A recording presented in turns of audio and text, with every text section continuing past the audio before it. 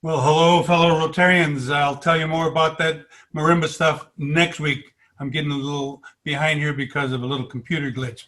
Anyway, today is September 9th, September 16th. Anna McQuillan Rose joined us in 2017. She was born in San Francisco, but raised in Vienna, who's fluent in German, has 4 children, 9 grandchildren, and she can expect a big, big birthday today. So happy birthday, Anna McQuillan Rose. Next, we got Terry Austin coming in. Terry, are you ready? He's retired he's joined us in 2019, retired as CEO at Kaiser Medical Group in Santa Teresa, and he's got the inspirational thought. Go ahead, Terry. Thanks, President Fernando. My inspirational thought is about the power of mentorship, which I define as helping others realize their hopes and dreams. Given the state of the economy and the state of the world, it's very difficult to make a positive impression these days, and certainly difficult to have that turn into a promotion. The lesson here is preparing for opportunity when it shows up, or as I like to put it, just be great. Here's the backstory.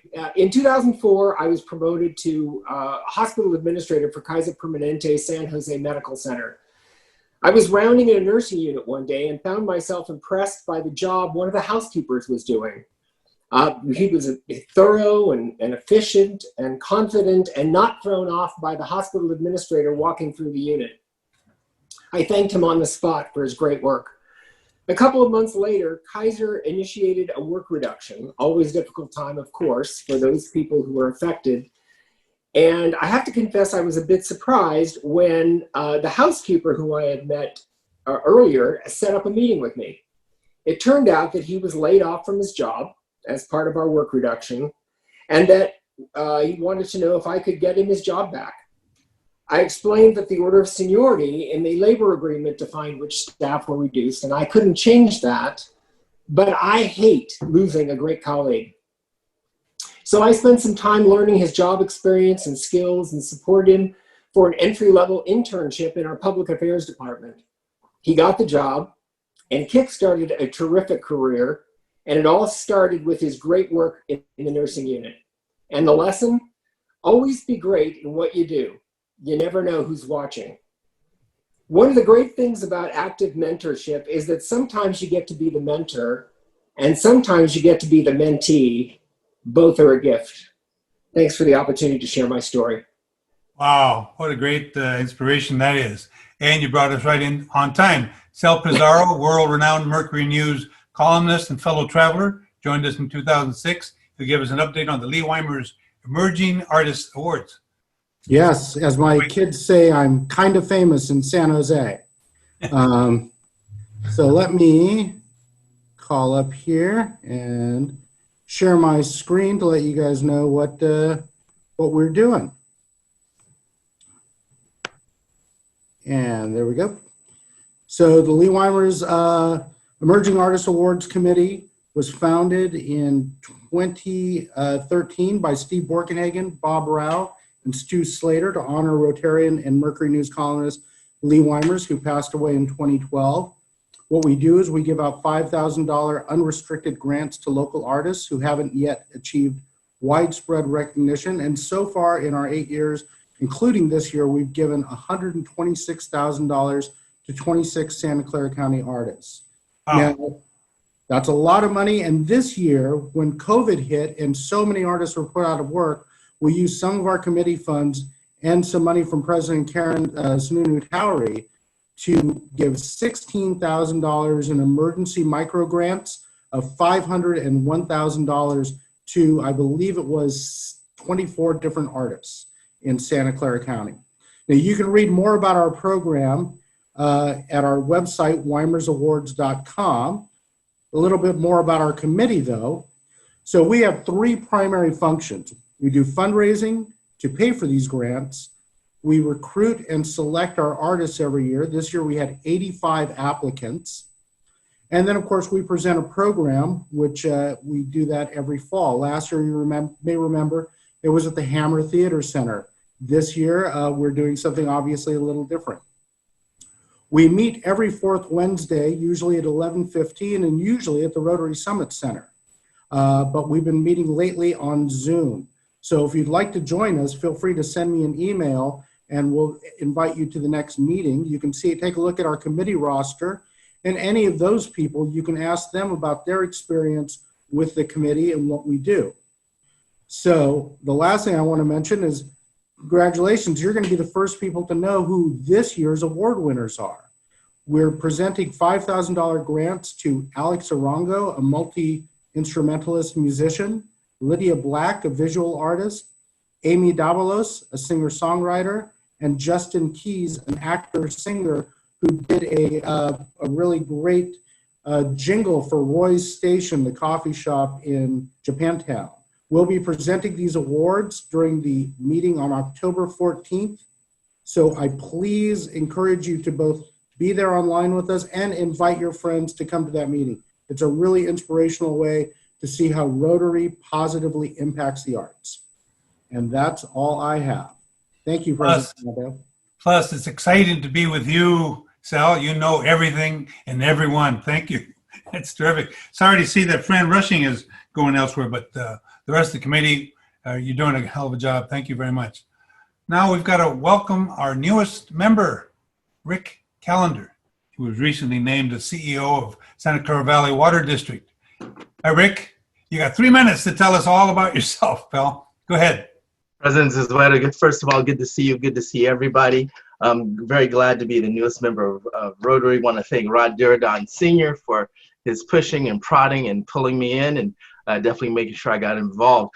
For those of you that don't know me, I'm a long-time community member here. My family moved out here in the 70s. I'm a member of the local schools. Went to Blossom Valley Elementary, Burnell Elementary, Santa Teresa High School. Go Saints! Exactly, Sal. I was speaking about you. so Santa Teresa High School, graduated from Chico State Industrial Engineering, San Jose State alum. I have a law degree, member of the State Bar. Worked for Ron Dellums way back in the day, Susan Hammer when she was the mayor, Tommy Fulcher at ESSO, long-time Rotary member, and now I'm in my 24th year, rolling into my 25th year at Valley Water. I was just appointed as CEO. So definitely looking forward to working with everyone. Real fast, for those of you that may not know what Valley Water is or what we do, basically we provide wholesale water for Santa Clara County, flood protection, environmental stewardship, big projects that we're looking at, Anderson, Pacheco, the newest dam we're trying to build right inside Santa Clara County. We have major flood protection projects, Coyote, which is the area that flooded in 2017, Yagas Creek, we're trying to finish in South County, San Francisco up in the North County, just to name a few. We have Measure S that's on the ballot in November. Hopefully you'll look at it favorably. That's going to be able to provide for everything that we're doing, as well as being able to give us the ability to look at the homelessness issue in a little bit more humane way in order to move it along. Grateful to be here, grateful to get the opportunity to introduce myself, and look forward to eventually meeting everyone when they're not in little boxes on Zoom. So thank you for having me.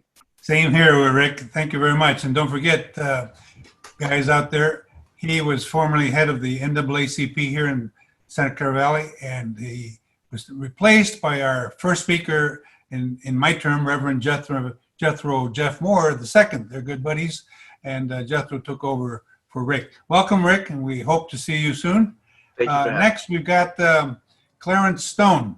Clarence Stone joined us in 2003. He's with California Equity Group, and he's president of our club's foundation. So, Clarence. Boo. Clarence, are you with us? Wait a minute, no relation. No relation to My bro. Hey, well, thank you, Fernando, and thank you, Larry. I am your new foundation president. As I'm sure you all know, that sort of just happens. You wind up on a committee, and the next thing you know, you're chairing it. And how that happens is beyond me. But you're stuck with me this year. Having said that, the primary goal this year of the Club Foundation is to be more collaborative with you and to be more transparent. We're going to work really hard at showing you all where your hard-earned dollars are being deployed in the community to those folks that need it in the community. Perhaps in years past we haven't been so good at that, but this year Fernando has graciously allocated 4 or 5 meetings for us to put on presentations for you, and today is the first of those 4 or 5 meetings. So with that said, I'm going to hand this off to Sarah Klisch, who is the Community Grants Chair, which is a subcommittee of the Foundation Board. And Sarah is going to share with you how we're deploying some of your money. Take it away, Sarah. Thanks. Thank you, Clarence. So for those that are not aware, as Clarence said, there is this thing called the Community Grants Committee. We are given through the foundation money an allocation of dollars that can be distributed to 501c3 organizations in the San Jose area. All of the details about how you qualify are easily found on our website, so I'm not going to enumerate all of that. But the grants can be up to $10,000, and they must be for capital equipment, which I understand from speaking to many people who are in the nonprofit world is usually very hard to get grants for. So we fill a niche in the community that oftentimes is not available in other means. The application process is going on right now, and the applications are due for this review period, October the 1st. I wanted to share with you some of the recipients that received money from the process last year. I'm going to look over at this screen because it's bigger and I can see it. Grail Family Services, we were able to give them money for a fire alarm, playground upgrades, and telephone equipment. Uplift Family Services received picnic benches, awnings, flooring for an outdoor patio. San Jose Tyco asked for, and we helped them fund 3 computers, a printer, software. Child Advocates, we gave them 6 workstations. So this is not everybody that received money, but it's a good representation of the organizations that received money as a result of the grant process last year. What we wanted to do is to ask a recipient who also happens to be a member of our club, Kathleen King, to give you a little bit of an understanding as to the grant that they received and how it's impacted the work that they've been doing in the community this year. So Kathleen, I'm going to turn it over to you. Thank you, Sarah. I don't know if I appreciate being the first one or not, but thank you for letting me do this. And Teresa's going to share the screen. But I first want to thank Bert George, was the person that came out and evaluated us.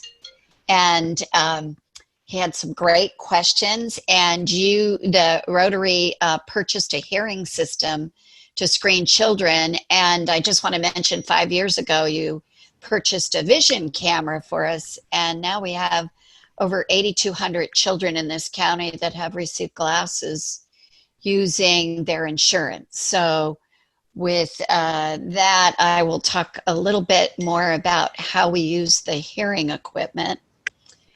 I'm guessing Teresa might be having the same issue I have when I share with presentations, but I'll just say that Healthier Kids is focused on preventive care makes life fair.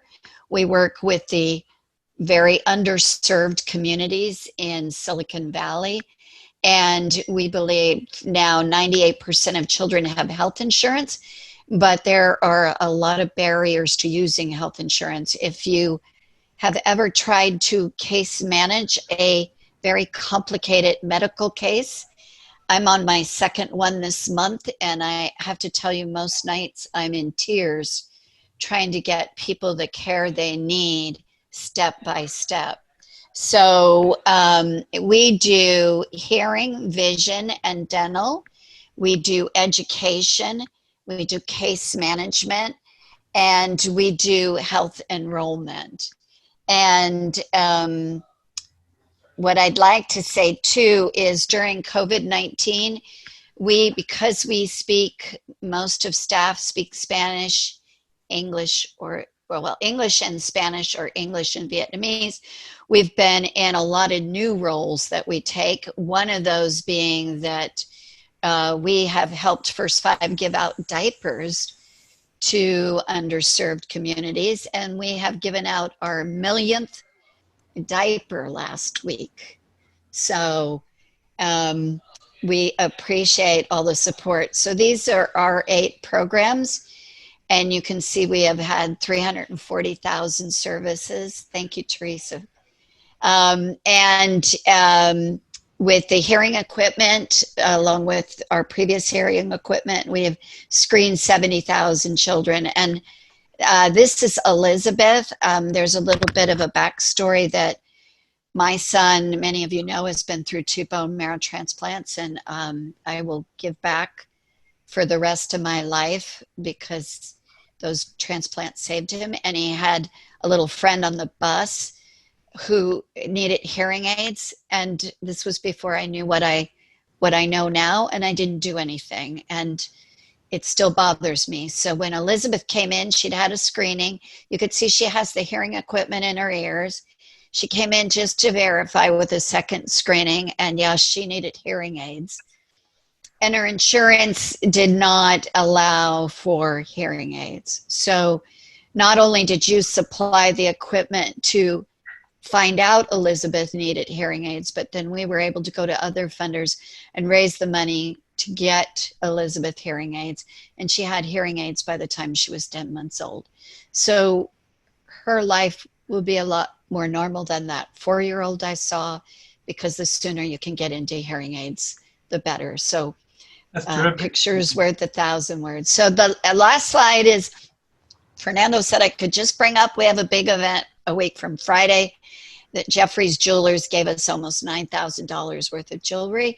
And one of the fun things we're going to do is you have to guess who's wearing the earrings, who's wearing the necklace, and who's wearing the ring. And they're all either appointed or elected officials that we all know.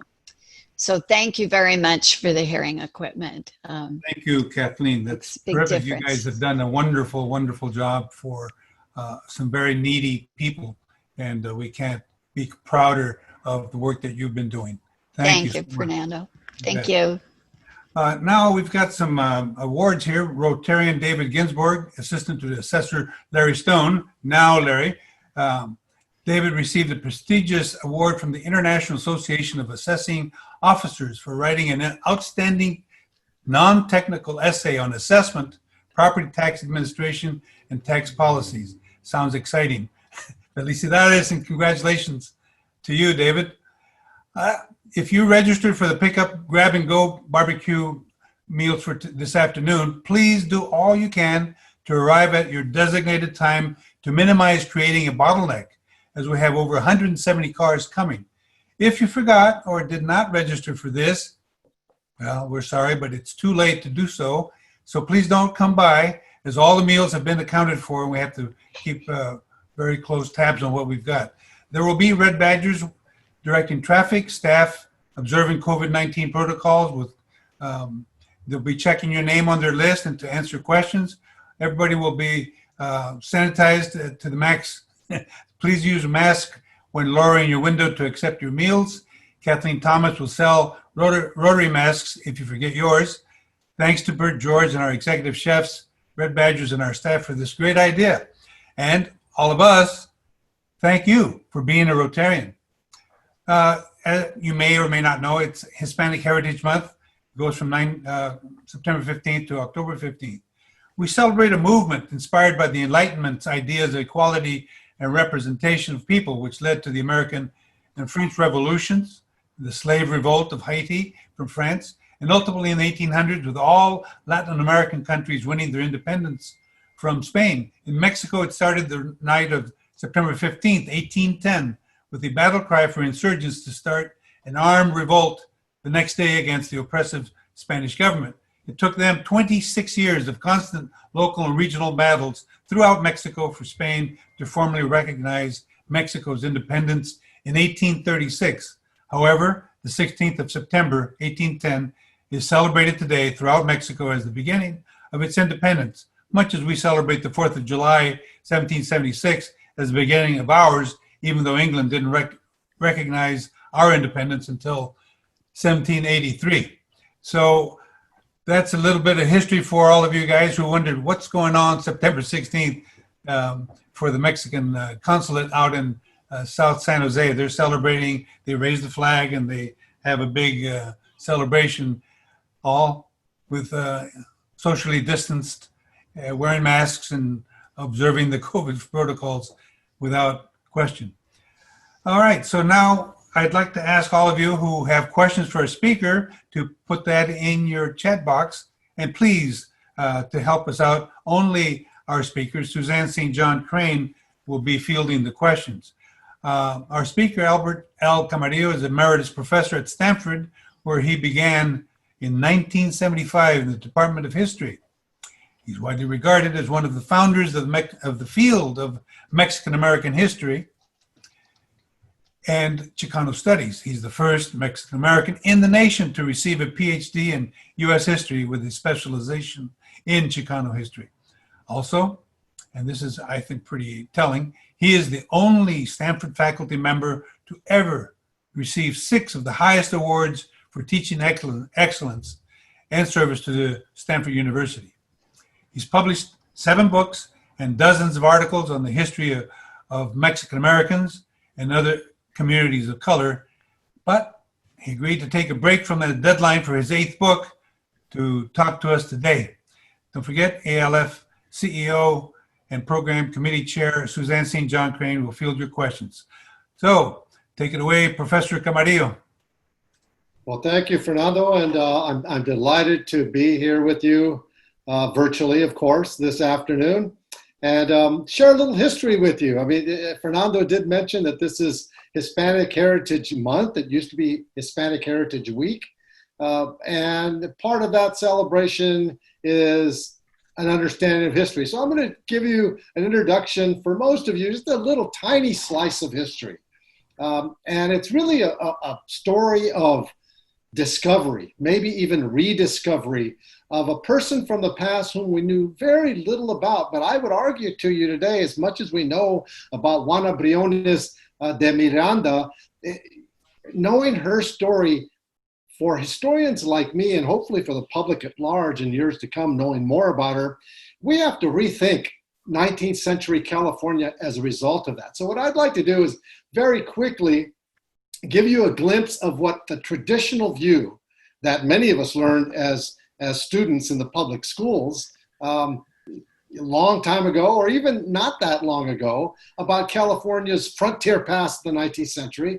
Then I'm going to give you just a very, very quick overview of how I discovered Juana Briones.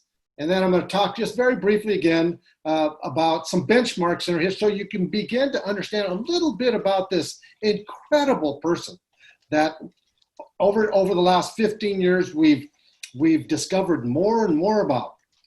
And then lastly, after I provide that context, I'll come back to that question of how does understanding Juana Briones change the lens with which we look at 19th century California history.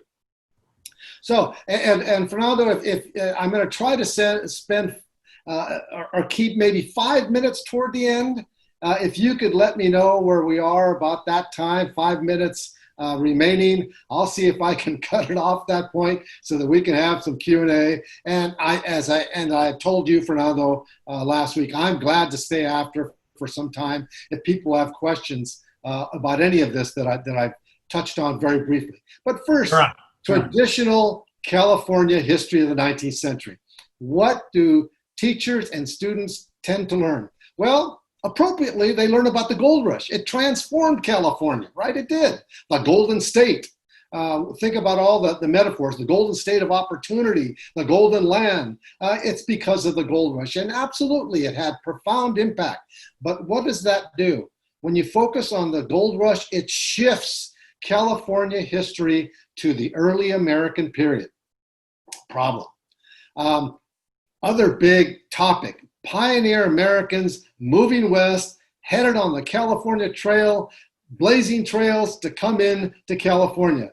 And perhaps the most famous, the Donner Party, we all learned about the Donner Party, a horrendous event that occurs in the process of that pioneer trail to California. And so it's very important. But what does it do? Again, it skews us to the early American period and de-emphasizes pre-1850 statehood in California. The other big topic, transcontinental railroad. Oh, absolutely. They're part of the transportation revolution of the 19th century. It reshapes American society. It reshapes California society. So no question that is fundamentally important to understanding the past in California in the 19th century. And then the other one, which I remember as an old timer, some of you, Fernando, you'll probably remember this. In the 4th grade, we learned about the California missions. That was our social studies history lesson. We learned about the California missions. But as one historian years ago framed it, we learned about the quote unquote Spanish fantasy heritage of California. So we learned about the missions. We learned about the Spanish dons who owned these huge ranchos, and they had silver adorned horses, and they were the rancho families, and they loved to have fiestas and bailes and dance. And that's true to a certain extent, but there were only 100 families like that in the state of California, in the province of California during the Spanish and the Mexican era. Far more ubiquitous on the frontier in Spanish California and then Mexican era California from 1821 to 1848 were the smaller ranchers and farmers of Mexican and Spanish heritage. These were the people that were living in the pueblos of, for example, San Jose or Los Angeles or Santa Barbara. But we really, up until a couple decades ago, we didn't know much about these people. So if that's the way traditional California history is taught, and still to a large extent today, I will come back to that to the end of this talk. All right, how did I discover this person, Juana Briones? Actually, more appropriately, how did the legacy of Juana Briones find me? Now, I've been here since 1975. I started Stanford in that year, had come from Southern California. And I remember not long after being here, I realized there was a park named after Juana Briones, and there's a school, an elementary school in Palo Alto named after her. So I just assumed that she had been a landowner, and I didn't know much about her. In fact, the few sources I could go to back then, there was nothing about this woman, absolutely nothing. And here I was, one of the young specialists in Mexican-American history. I had never heard her name. All right, so here's what happens. In 1996, a representative, a school teacher from Juana Briones Elementary comes knocking on my door one day in the Stanford History Department, and she's part of a small group of Palo Altans called the Friends of Juana Briones.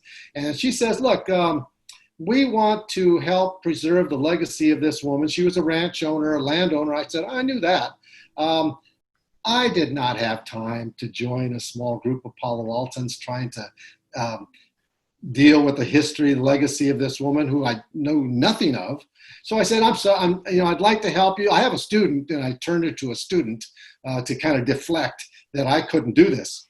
A year later, and this might have been a conspiracy, a year later, I am contacted by the Women's Heritage Museum of San Francisco, who's collaborating with the Bay Area Network of Latinos to finally, after years and years, convince the San Francisco Department of Parks and Recreation and the State Department of Parks and Recreation to provide the first historical marker for a woman in San Francisco. One, I was astounded that would be the first historical marker for a woman in San Francisco, one of the most progressive cities in the country. But yes, and who was it going to be? Juana Briones. So they asked me, would you be willing to give a little presentation about Juana Briones? I said, I don't know anything much about her. We'll send you some documents. And here's where the conspiracy was. Because as a historian, when I looked at those documents, my eyes popped wide open. I said, my goodness, this is a really interesting historical figure. And the little that I knew from those documents, I gave a little presentation. Within about 6 months, the Friends of Juana Briones group in Palo Alto, now named the Juana Briones Heritage Foundation, comes knocking on my door again saying, would you be willing to join us? I was hooked. I said, yes, the more I know about this person, the more I am intrigued in that she's an important historical figure. Here's why. Here's some tidbits from her life stories. It's It's quite an amazing story, and here I'm just going to give you a very quick glimpse. The historical context for Juana Briones, her paternal grandfather and her father was part of the Portola expedition. We have a town near me here called Portola Valley. That was the first land expedition under Spain to settle and to explore Alta California in 1769. So her parents were part of that expedition. Her mother was 5 years old when she was part of the Juan de Anza expedition, the first overland expedition from what is now southern Arizona to settle the San Francisco Presidio. So she was part of that migration stream, right? She was a child of those parents. Her parents wed in the little town of Branciforte, a struggling, hard-scrabble little town that later becomes Santa Cruz.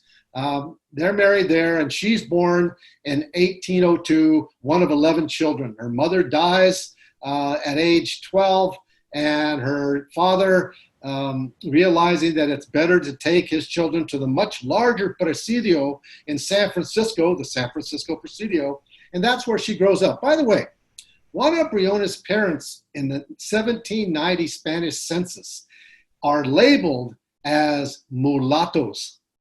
So Juana Briones is, if we were to categorize her today racially, is an Afro-mestiza. So she's part European, part Native American, and part African origin. So here's already a telltale sign of, here's an interesting character who comes from a very interesting racial background. All right, she marries, like most women on the frontier, very early. She marries a soldier. But it's a troubled marriage from the beginning. He's an abusive person. He's an alcoholic. He beats her up. She, on her own volition, goes and purchases a small piece of property in what became the center of San Francisco. The Yerba Buena little town that sat right there on the bay, and she develops a little farm that actually becomes quite prosperous because Juana Briones owns the most important little market ranch farm that is providing the goods for the increasing number of clipper ships coming from Boston around the Horn and dropping anchor in San Francisco Bay. And who do they come to first when they need to buy whatever goods, a goat, a cow, milk? They come to Juana Briones. She becomes quite well known. Another thing about her. So I say that Juana Briones was the entrepreneur of the first startup in San Francisco way back when. She was also known as a curandera. Now, some of you that know Mexican and Spanish heritage knows what a curandera. She's a folk healer, and more than a folk healer, she knows she understands and is skilled in using herbal medicines to heal people. But curanderas were more than that. They were folk healers. They were almost mystics in a way because they helped people in lots of ways.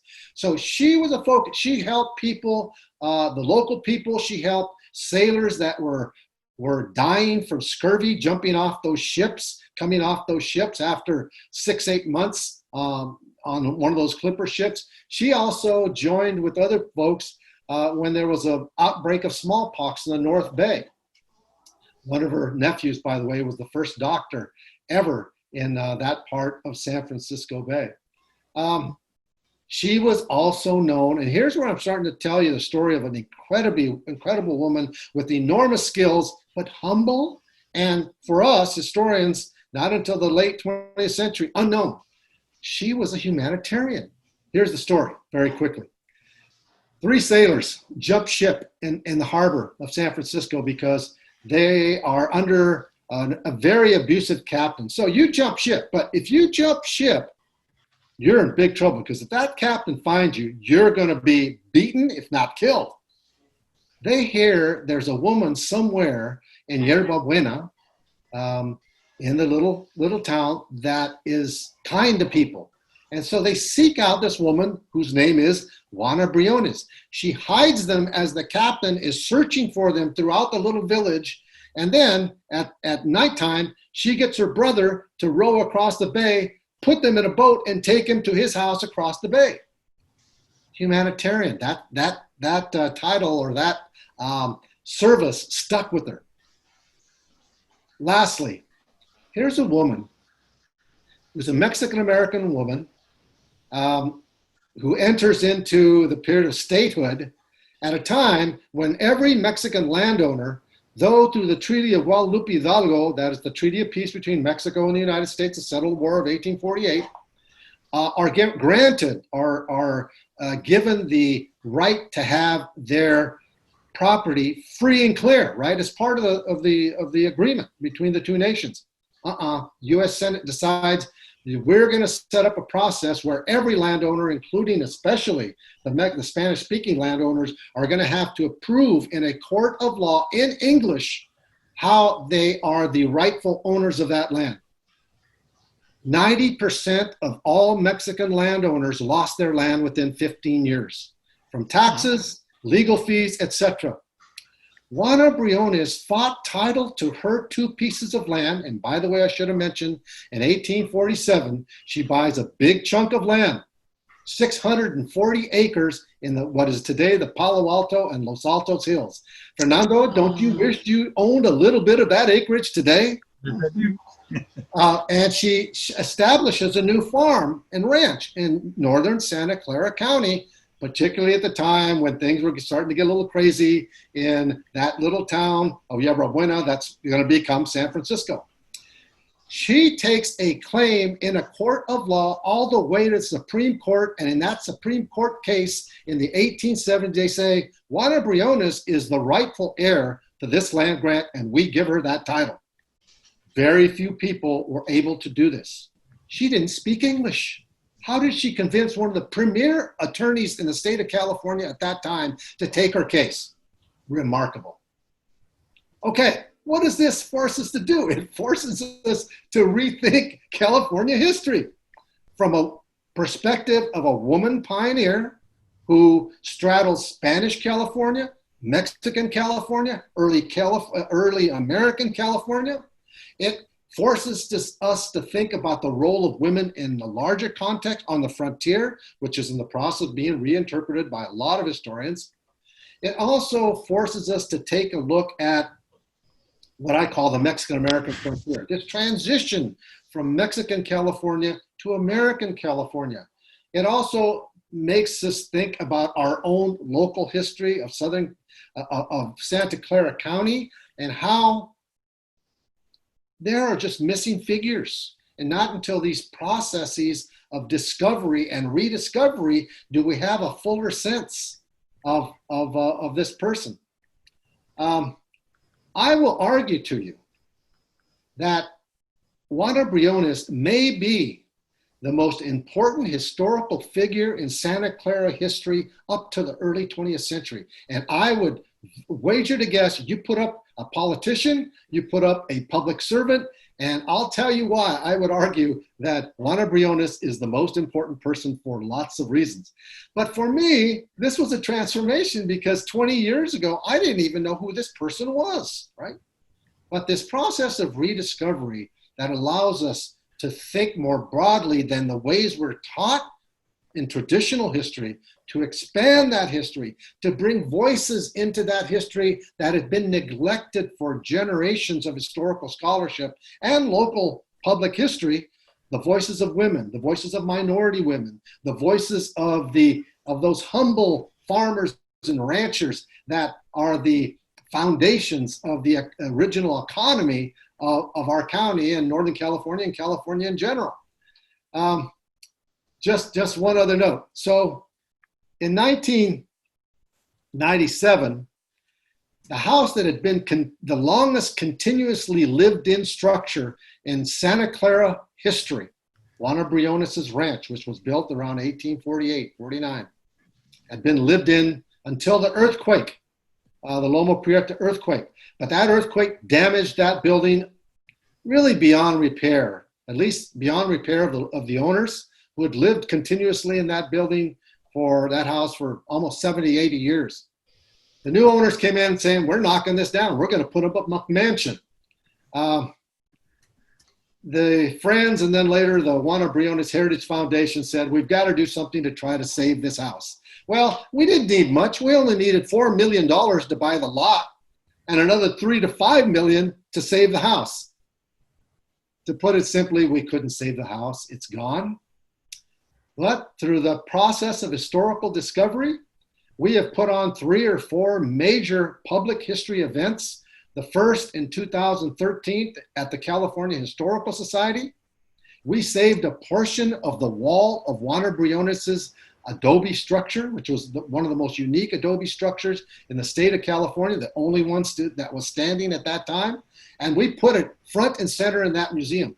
Thousands of people came to that exhibition. We just held one in Los Altos Historical Society, which we had classes for children and brought hundreds and hundreds of people to know more about the woman who owned all of the land where that historical society now exists. So Juana Briones is getting to be a person we know more about, but there's a lot more that we should learn. And part of my job as a historian is to make that history known. So where are we on time, Fernando? You've got plenty of time. You've got at least 10 more minutes. Okay, so I'm glad to, that was a quick and dirty overview of Juana Briones' legacy and how I found her, how she found me. I've got 100 stories I could tell you, some that are fascinating and mystical, but I'll open it up for questions. Okay, we have Suzanne St. John Crane who will be handling the questions and answers that you'll be giving the answer to them. Suzanne, are you on? I am. Thank you so much. That was fantastic. Great to learn about her story. So much there. So a few questions for you. I want to start out with this one, which is you have a lens on history that gives you a real unique and informed perspective of the Mexican-American relationship, and how that has changed and evolved through history. What can we learn from history to determine how we move forward as neighbors right now with all the turmoil and sort of divisiveness in our country? I mean, can you provide any insights as a historian about where we are now and how we move forward? Yeah, that's a really important question. And I'm going to use Juana Briones' as an example. Think about how a person was able to navigate an increasingly complex, multiracial, multi-ethnic, multicultural frontier. She did it. She's an example. She saved sailors who knew not one word of Spanish. She would heal others who she didn't know because she was a humanitarian, something that's fundamental to being human beings, right? Yeah.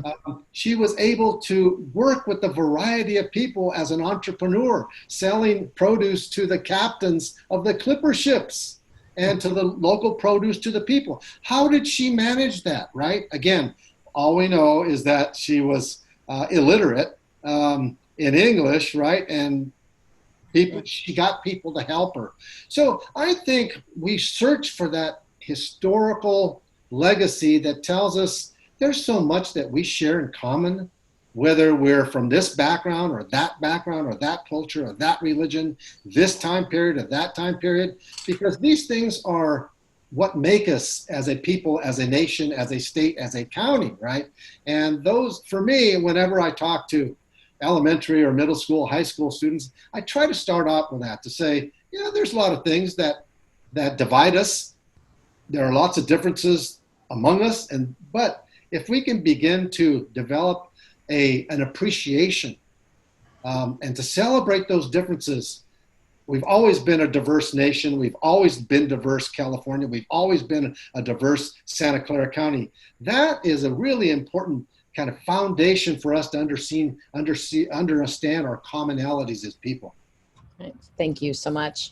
A couple of questions here just about the curriculum. It's interesting. We had a speaker on last week who was talking about, a lot of history of redlining in our communities, and just we don't learn about this in school, right? So I'm curious, have you worked to get some of this curriculum included in elementary schools from an advocacy perspective? And then what's the most important part of San Jose's history that's not being taught in K-12 right now?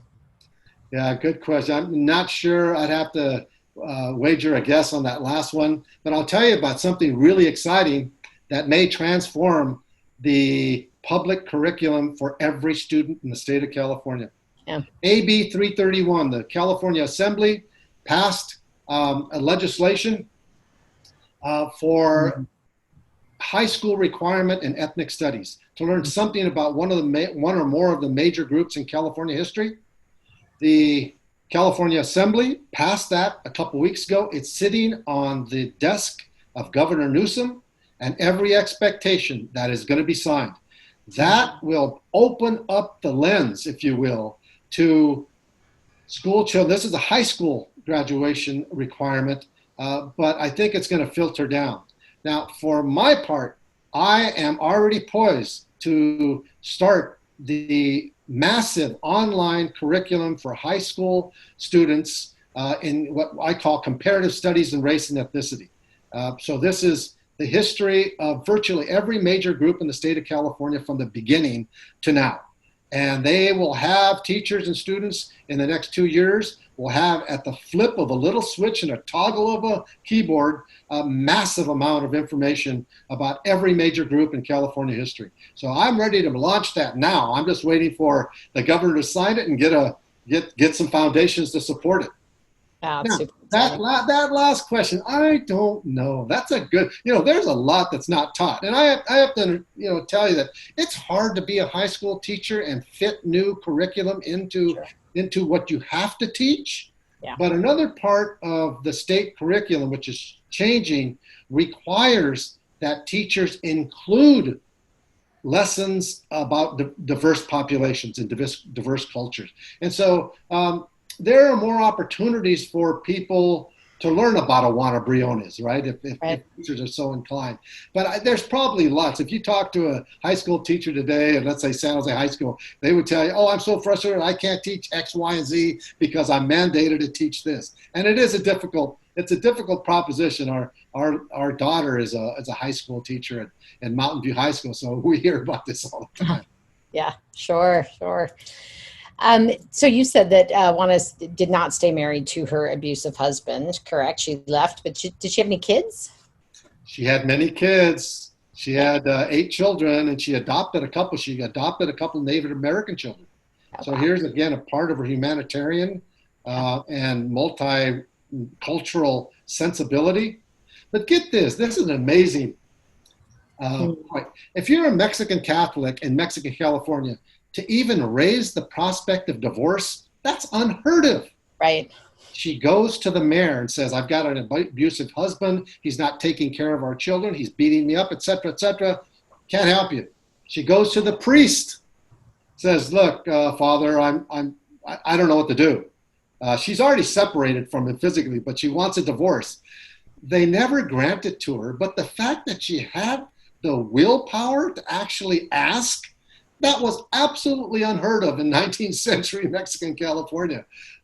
So she had she was a powerful woman with a real streak of independence and maybe one of our first feminist historical figures in 19th century California.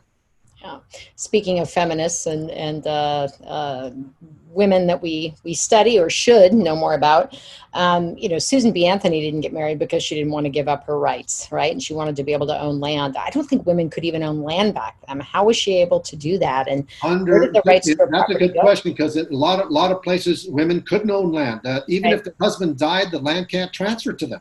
Right. Well, one of the interesting developments in Spanish law and in Mexican constitutional law is that women can be property owners. They can have grants given to them directly. That was few. But under Spanish and Mexican law, if their husbands died, they could inherit the land grant. And so we have about 30 Mexican women between the 1820s and 30s into the 40s who own land grants up and down the state of California, including Juana Briones.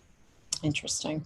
Another question here, Al. Evidently, a major industry in the South Bay was centered in the tanneries of Redwood City. Can you provide depth to the story that Juana's Ranch in Los Altos provided hides to be made into the belts that transmitted power in factories as the U.S. became industrialized? Well, that's absolutely right. In fact, the first, under Spain, by the way, Spanish colonies were forbidden to engage in foreign trade. And they were pretty adamant about it. But under Mexico, that changed dramatically. So that's why Juana Briones was able to become an entrepreneur, because the Mexican government was saying we should trade with U.S., with Russia, others. So the critical product, if you will, for sale and for trade in that period of time in California were the hides of cattle. And cattle industry was the principal industry during the Mexican era. Now, Juana Briones wasn't a cattle rancher. She was a small, relatively small farmer rancher. She was self-reliant, but she sold goods on small scale. But the tanneries were very important, not only in Redwood City, but earlier on when people then, they'd take the hides and the tallow of the cattle, because that was another product that was valuable to the New England clipper ships, the trade there. They would cross the hills and go to Half Moon Bay, and then sell or trade their wares with the clipper ships that were anchoring in Half Moon Bay. So the hide and tallow trade, as we call it, was really important in the 1830s and 1840s. It tends to die down after the gold rush. Got it. Got it. Where can we learn more about Juana? What books or websites can you provide? Would you suggest we look I at? suggest you go to the California Historical Society website and look under the tab of past museum exhibitions, and there you will have a good portion of what we presented. Excellent. That's good. There is a book also, the one book published by Jean McDonald about Juana Briones, and there are some children's books about Juana Briones, but one of the things I'm going to try to convince one of my filmmaker buddies to do is to do a documentary on her, so that reaches a much far larger public audience. Sure. Excellent. You haven't written a book yet, Al? I'm working on a different book, but she's crying out to me. You know, I was going to say. We didn't know where she was buried. Then we found out that she was buried in a Catholic cemetery. It turns out it's 1 block from my house. Oh my and 15 years ago, we rededicated her gravesite, and now there's a very substantial marker there. And so I walk over, once a year during Christmas time, and I put a plant right on Juana Briones' gravesite just to commemorate her. Oh, that's beautiful. Was Juana connected to the Castro Bernal families that have deep roots in San Jose, Santa Cruz area? Well, they all were connected through Santa Clara Mission Church. So she was devoutly religious. And when she moves in 1847 to Santa Clara County, that is the place that she goes to for her religious all of her religious sustenance. Any family that, whether they were Mexican or new American arrivals that were Catholic, and that was very few, that was the place where they all knew each other. Now it's a question how well they knew each other, but they all knew each other. If they went to that one church, they were engaged in all the religious celebrations and festivities. So they obviously knew each other, although we can't document that per se because we just don't know. Well, we've got just about 10 more seconds, so I think maybe I can stop in right here because, as you said, if any of our Rotarians out there have any further questions that weren't addressed by us now, Professor Camarillo is willing to stay after we sign off formally. So thank you, Professor Albert Camarillo, for this wonderful, interesting program for those of us interested in history. Please know that we have a contribution that's made on behalf of you and other program speakers that come to talk to us. We've made an agreement, a contract with our city forest, a non-profit, to plant 46 shade trees in East San Jose to combat what's called heat islands. And this will help with the climate change issues and improve the look of our neighborhoods. It's something that I think will be well received by people who live in the East San Jose. As I say, next week's speaker is going to be Carrie Kasem. She's the daughter of Casey, Kasem, I guess, Kasem, daughter of Casey Kasem, that's it. She'll be speaking on protecting the elderly from abuse. As you know, Casey Kasem was a disc jockey, an American disc jockey, a music historian, and a radio personality, and film and voice actor before becoming a DJ for the franchise of America's Top 40 countdown of musical hits. He did voices for the Lone Ranger, for Sergeant Preston of the Yukon, and interestingly, for Shaggy on Scooby-Doo, Where Are You? Plus many bit parts in movies, commercials, and television. He died in Gig Harbor, Washington of Lewy body dementia. That's the same as baseball pitcher Tom Seaver and Robin Williams suffered from. Lewy body dementia is the second most common form of progressive dementia right after Alzheimer's. So that's really all we've got for you. What we hope to do is inform and impress and educate our members through presentations like we had through you today, Dr. Camarillo. Thank you all for tuning in, zooming in, and to paraphrase my favorite immigrant governor, hasta la vista, Rotarians. So this formal meeting of the Rotary Club of San Jose stands adjourned. All right? Thank you. Thanks, Fernando. Well, that takes care of it. Now, if any of you have any questions, Suzanne, are you able to? Good morning, everybody. Have a great week. Yeah, thanks. Stay safe and sound. Thanks, Tom. Enjoy the clean air. Great program. Yes. Thank you, Professor Camarillo. Thank you very much. Thank you. It was a pleasure to join you. Al, Excellent did you, presentation.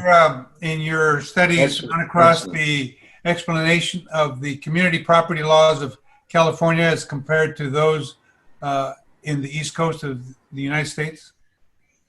Well, they were completely different systems in New England than in other portions of what became the United States because of the Spanish legacy, right? Because when some of those states that become American states after either being territories from foreign nations, Mexico or Spain, there were included in some of those state constitutions variations of land rights and laws with regard to water and to land. And so California, Texas, the other southwestern states are products of that legacy. Well, here's something for you. Maybe this will help you. The Visigoths from Northern Europe, as they came down through France into Italy and Spain, they brought with them what it became known as the community property because their women fought side by side the warrior men.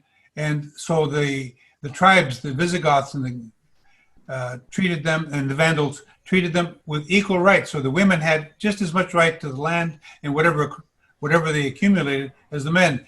And in Spain, they brought that to the New World, and that's called what we call the community property laws, which is in California, in Arizona, and New Mexico, and in Louisiana, right, where women were allowed to own property alongside their men. So when the American settlers came into California, they found this piece of law. They said, if I marry this California woman, I get to be half owner of everything she has.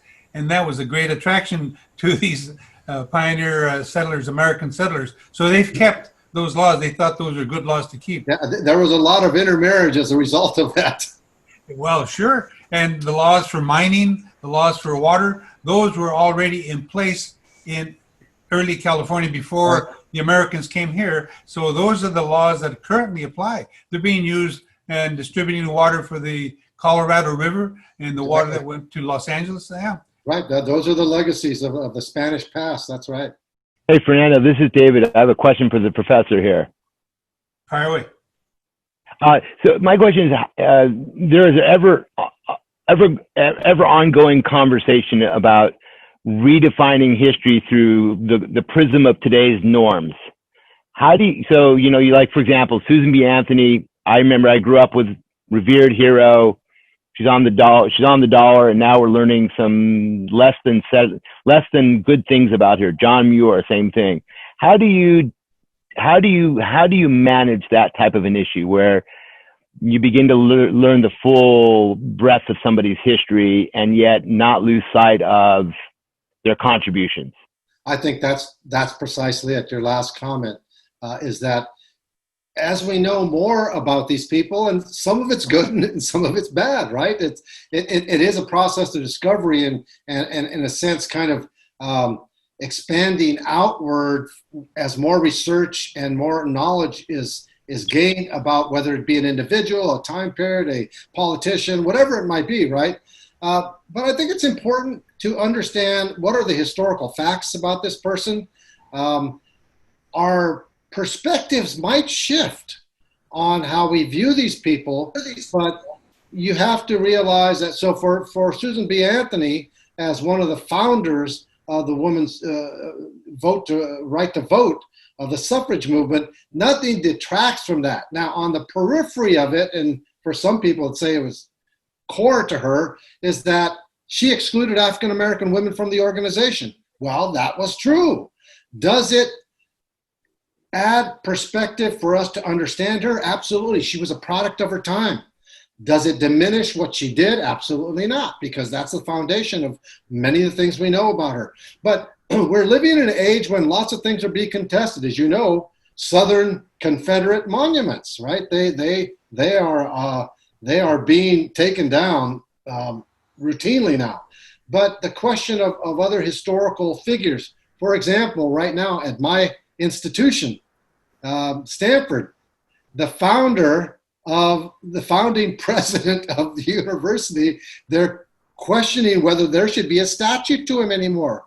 Because yes, he was the founder, he helped build the institution at an early part of its history, but he was also the leader of the eugenics movement in California when he, at the same time, he was president. So it taints our understanding and our historical perspective of him, but the fact that he was the founding president of Stanford, it doesn't detract from that. Rod Diridon has a question. So, Rod. Thank you, Mr. President. I really respect what you're doing, and thank you for sharing your knowledge with us. I've had several books provided to me over the last several years by critics of Junipero Serra, and I'm wondering if you've had a chance to look at that history and to confirm or deny Father Serra's mistreatment, serious mistreatment of the Native Americans. See, there's another issue of a revered historical figure in California past, right? When we were youngsters, I mean, Father Serra was a saint. Of course, he later becomes a saint, but that also provoked a lot of reconsideration of Father Serra and what he was in charge of the entire mission system. So in one way, Father Serra's accomplishments of building this institutional platform for both the religious and civil development of Spanish and then Mexican California, that can't be denied. That's absolutely true. And but at the same time, more and more research, and here's the book you're talking about, it was a brutal system. There's no doubt about it. As you read about this, the mission system was a brutal system to neophyte Indians. It coerced. It forced assimilation. It was plagued with problems of rape and all kinds of abuse. Did Father Serra actually do that abuse himself? No. Was he sitting on top of the administrative structure that allowed that to happen by mission priests and by soldiers that were next to protecting the missions? Yes. So by association, by institutional connection, he was responsible for that. Did he know about it? Yes, he knew about it, because we can go to the reports filed to Mexico about the missions, and it's in there, right? This is what the historians have uncovered. So there's another issue of, do we knock down the statues of Father Serra? And here's the debate. Or do we allow people, the public, to understand, here's what Father Serra accomplished. Historically, we know this. And here were some issues that surround the time and the circumstances of which he was the leader of the California missions in that portion of the 19th century, the end of the the 18th century and 19th century. And for me, it's a teachable moment that expands our understanding about history and about historical figures. And it's not really about just condemning someone. It's about understanding more fully the historical information that we have about people. Anybody else have any questions for Professor Camarillo out there?